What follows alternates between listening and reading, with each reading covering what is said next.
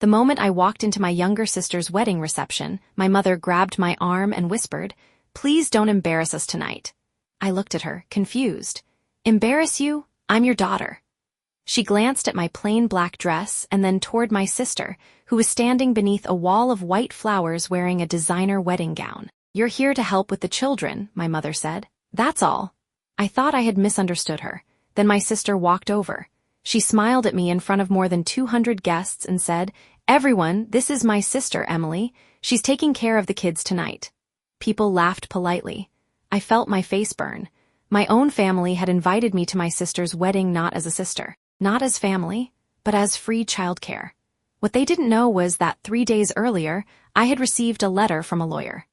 A letter that revealed a secret my family had hidden from me for almost 15 years. And by the end of that wedding night, people who had spent years treating me like I was worthless were going to discover that the person they had ignored was the only one standing between them and financial ruin.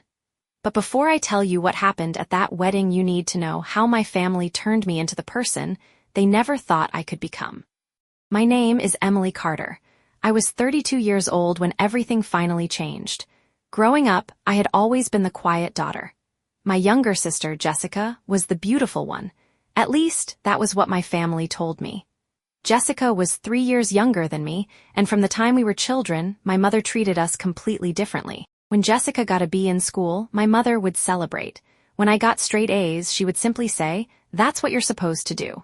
When Jessica wanted expensive clothes, my parents found a way to buy them.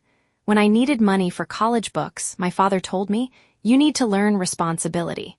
Jessica had a huge bedroom with a private bathroom. I had a small room next to the laundry area, and every time I complained, my mother would say, "Jessica is more social. She needs the space."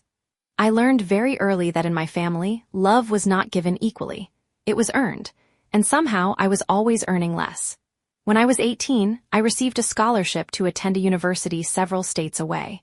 I was excited. For the first time in my life, I thought I could escape the shadow of my family. I showed my parents the letter. My father read it silently. My mother smiled. For a moment, I thought they were proud of me. Then my mother said, "That's wonderful, honey." I smiled. "Thank you." She folded the letter and placed it on the table. Then she said, "Of course, you understand that Jessica's dance program is expensive." I stared at her. "What does that have to do with my scholarship?" My father looked at me. "You should give up the dorm and commute from home." I laughed because I thought they were joking. They weren't. My parents wanted me to use my scholarship money to pay for my own tuition while also working part-time to help pay for Jessica's dance training. I said no. It was the first time in my life I had ever said no to them. My mother cried. My father called me selfish. Jessica told me I was jealous of her. And 3 weeks later, my parents stopped helping me completely. I left home with 2 suitcases and less than $300. I worked 2 jobs. I attended classes during the day. I cleaned offices at night. Sometimes I slept only 4 hours. But I graduated. Not only did I graduated at the top of my class. I built a career in financial consulting. I worked for years. I saved carefully. And eventually, I started my own small consulting company. It wasn't a giant corporation, but it was successful. I had employees. I had clients. And for the first time, I was financially independent. But my family never saw any of that. To them, I was still the daughter who had left home. The daughter who was too serious. The daughter who thought she was better than everyone. Meanwhile, Jessica became the center of the family. She married a man named Daniel. Daniel came from a wealthy family. His father owned several construction companies. The moment Jessica started dating him, my mother became obsessed with their relationship. Every family conversation became about Jessica. Jessica's engagement, Jessica's wedding, Jessica's house, Jessica's future children. And whenever I tried to talk about my own life, my mother would interrupt me. "Emily, we're talking about your sister." Eventually, I stopped trying. The strangest thing about my family was that they always acted like I owed them something. Even though I had been financially independent since I was 18, they still expected me to help them. When my father needed a new car, I loaned him money. When my mother had medical bills, I paid part of them. When Jessica and Daniel wanted to renovate their house, my mother called me. "Your sister is going through a difficult time." I asked, "What happened?" "She needs help with the renovation." I almost laughed. "Mom, Jessica is married to a wealthy man." But then Mr. Miller said something else. "There is more." He opened another file. "Your grandfather had been financially supporting your parents for years." I looked at him. "What?" "Your parents' house was purchased using money from your grandfather." I couldn't speak. "The business your father owns was also funded by your grandfather." My hands began to shake. "And your sister's wedding?" Mr. Miller looked down at the documents. "Your grandfather had originally agreed to pay for it." I stared at him. "Originally?" He nodded. "But before his death, he changed his will." "Why?" Mr. Miller leaned forward. "Because he discovered something." My heart started beating faster. "What?" He slid a document toward me. It was a copy of an email. The email had been sent by my mother. I read it, and suddenly the entire history of my family made sense. The email was sent to my grandfather 3 years earlier. My mother had written, "Dad, please don't contact Emily anymore. She has become arrogant and selfish. She thinks she is better than the rest of us." I continued reading. "She has plenty of money now, but she refuses to help her family properly." My grandfather had apparently replied. He asked my mother what she meant. Her response shocked me. "She owes us." I stared at those words. "She owes us." My mother had written that I owed my parents for raising me.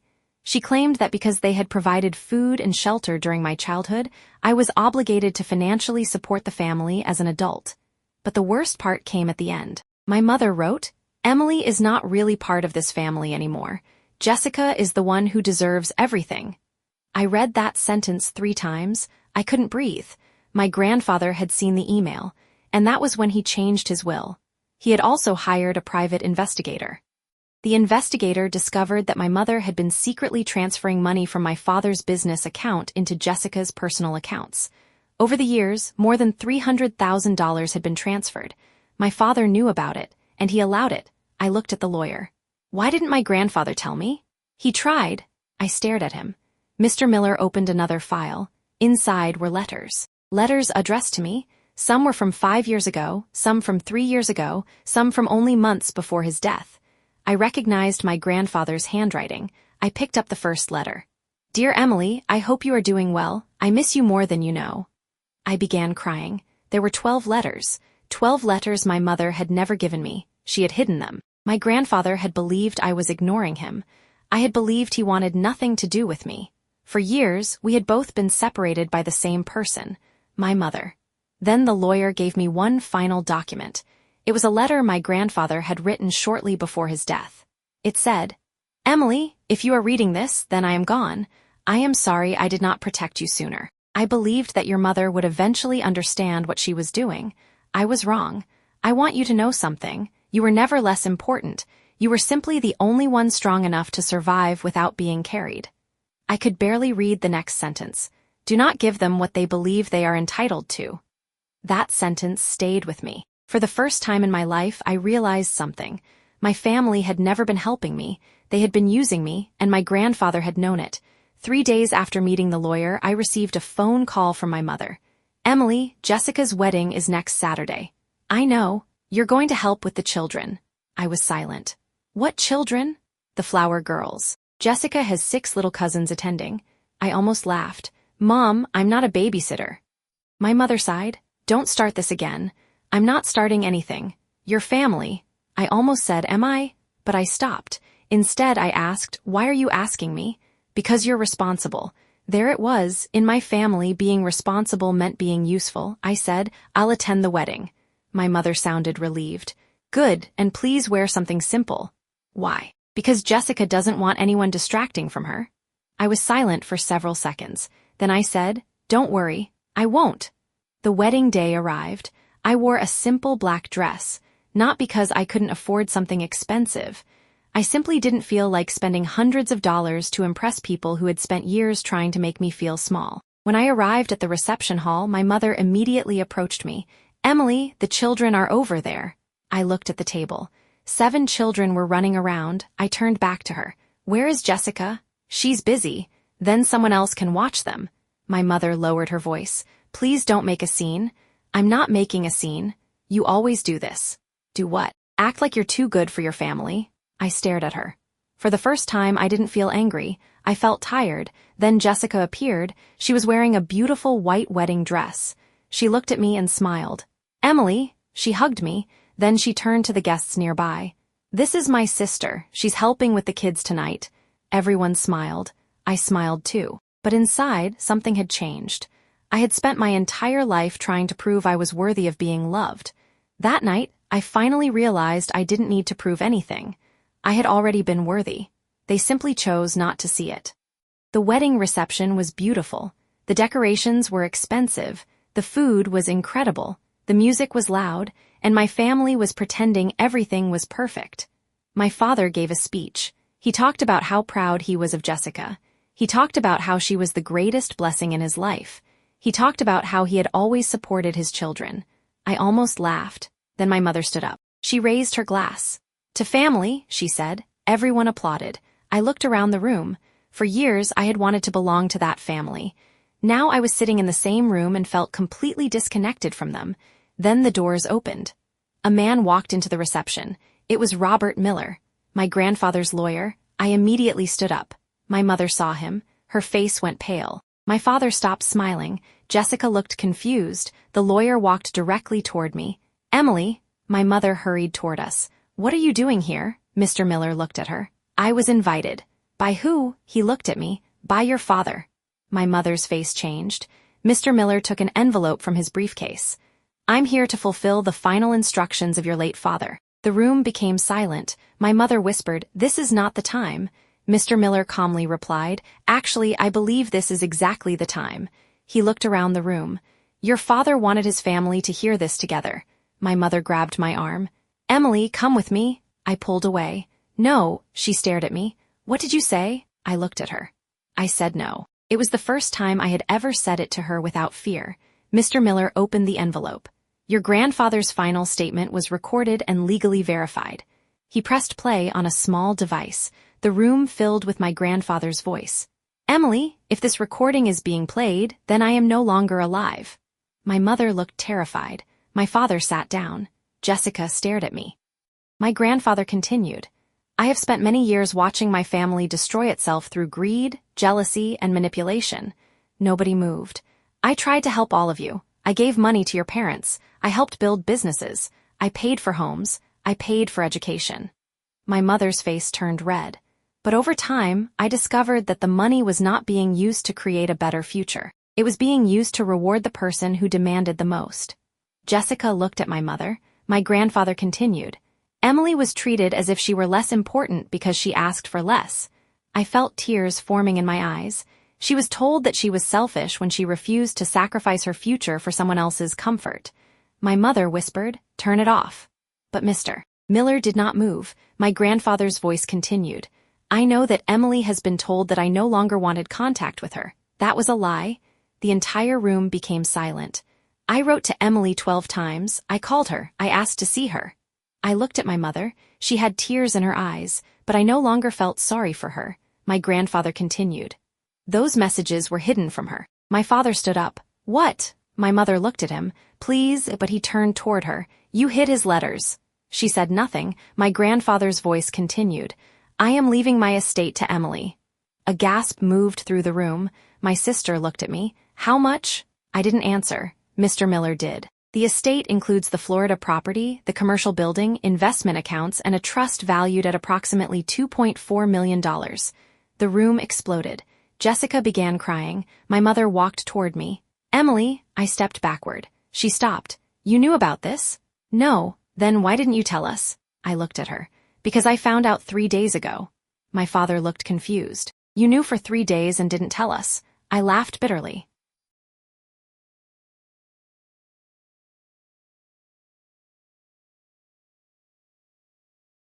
My father demanded to speak to the lawyer privately, but Mr. Miller refused. There are several financial matters that must be addressed publicly. My mother immediately said, that is unnecessary. Mr. Miller opened another folder. Your father left detailed instructions regarding the family finances. My father looked nervous. The lawyer continued. Your father transferred money to your parents over the years under the belief that it would be used for family expenses. He looked at my mother. However, a significant amount was transferred to Jessica. Jessica began shaking her head. That's not true. Mr. Miller placed documents on the table. bank records, transfer records, account statements. My mother had sent Jessica more than $300,000 over several years. Some of the money had been used for the wedding.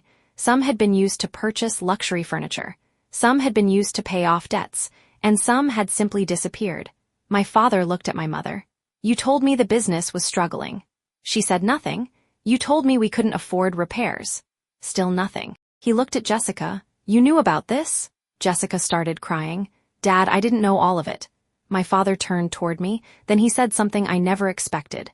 "Emily, I'm sorry." I stared at him. He continued, "I should have protected you." I wanted to hear those words for years, but when they finally came, they didn't fix anything. I said, "You should have." He lowered his head. My mother began crying. "I did everything for this family." I looked at her. "No, you did everything for Jessica." She shook her head. "That's not true." "Then why did you hide Grandpa's letters?" She had no answer. "Why did you tell him I didn't want to speak to him?" No answer. "Why did you tell everyone I was selfish when I was the one paying your bills?" Still no answer. I looked at the people in the room. Do you know what the worst part is? Nobody spoke. "I would have forgiven all of you if you had simply told me the truth." My mother started crying harder. "But you didn't just take money from me." I looked at her. "You took years from me. I thought the wedding disaster was over. I was wrong." The next morning my mother called me. I almost didn't answer, but I did. "Hello?" Her voice was soft. "Emily, I want to explain. I've heard enough explanations. Please." I was silent. She said, "Your grandfather was angry with us." "No, he was disappointed in you." She began crying. "Your father and I made mistakes. Many, but we are still your parents." I closed my eyes. There it was, the same sentence they had used my entire life. "We are your parents." As if being my parents gave them unlimited access to my life, my money, my forgiveness, my future. Then my mother said, "Your grandfather wanted you to give us the house." I opened my eyes. "What?" "The family house. The house that was left to me?" "Yes." "Why?" "Because your father built his business there." I almost laughed. "My grandfather left me the house." "But we live there." "You can move." My mother became angry. "You would throw your own parents out?" I replied, "You spent my whole life telling me I wasn't part of the family." She became silent. Then she said, "Jessica needs help." I couldn't believe it. "Why?"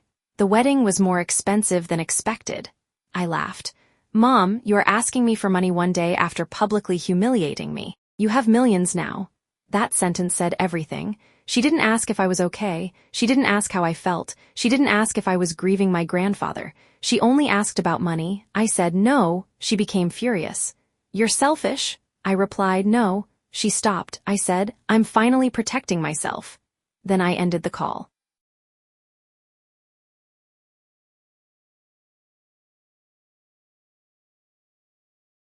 Over the next few weeks, I made several decisions. First, I created a foundation in my grandfather's name.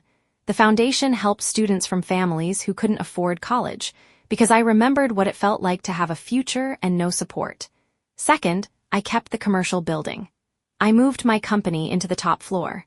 The building became the headquarters of my business. Third, I sold my parents' house, not because I wanted to punish them, but because the house had become a symbol of everything that had happened.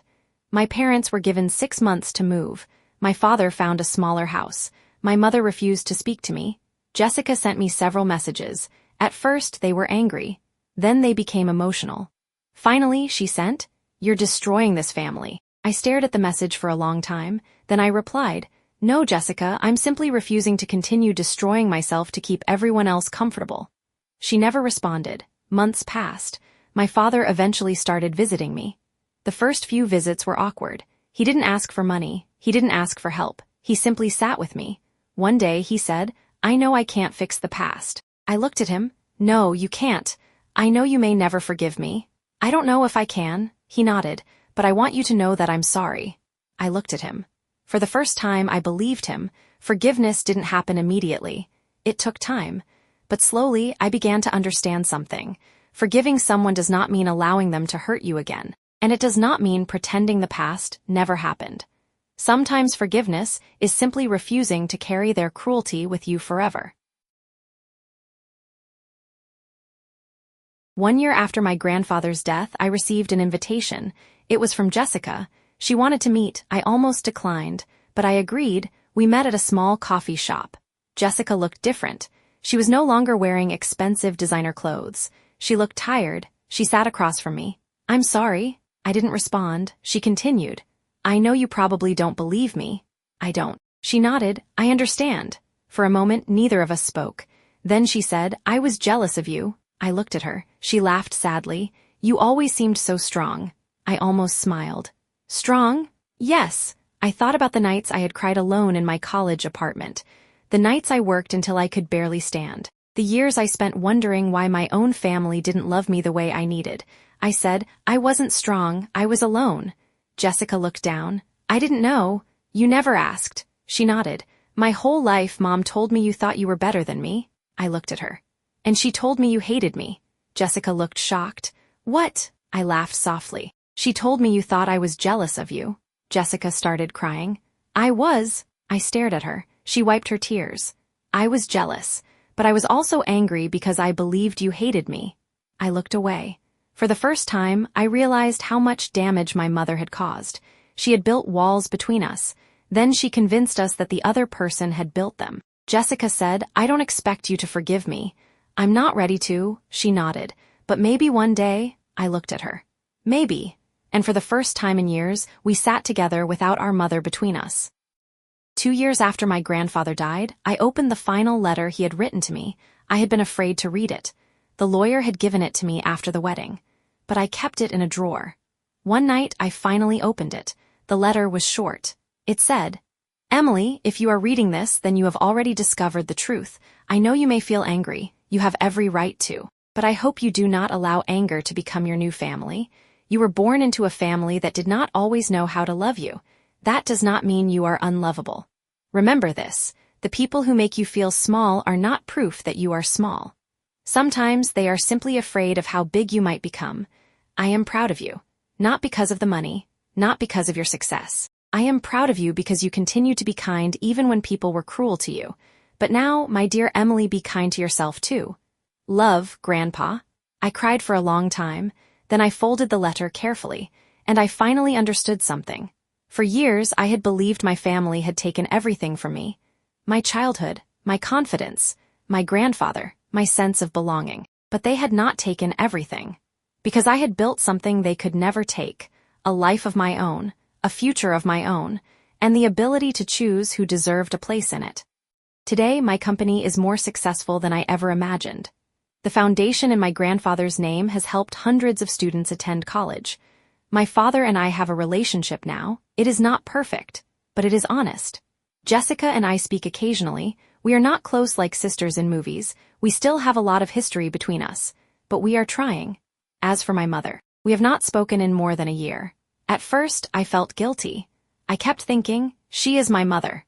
But then I remembered something. Being someone's child does not mean you have to accept being mistreated forever. Family is not simply the people who share your blood.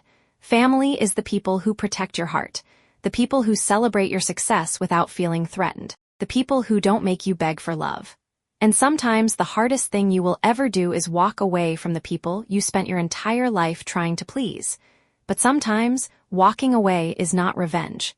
Sometimes it is the first time you finally choose yourself. And that was the greatest revenge I ever gave my family. I didn't destroy them. I didn't scream at them. I didn't expose every secret they had hidden. I simply stopped allowing them to use me. I became successful without them. I became happy without their approval. And I built a life so peaceful that I no longer needed them to regret what they had done. Because the moment I stopped waiting for my family to value me was the moment I finally realized my worth had never depended on them.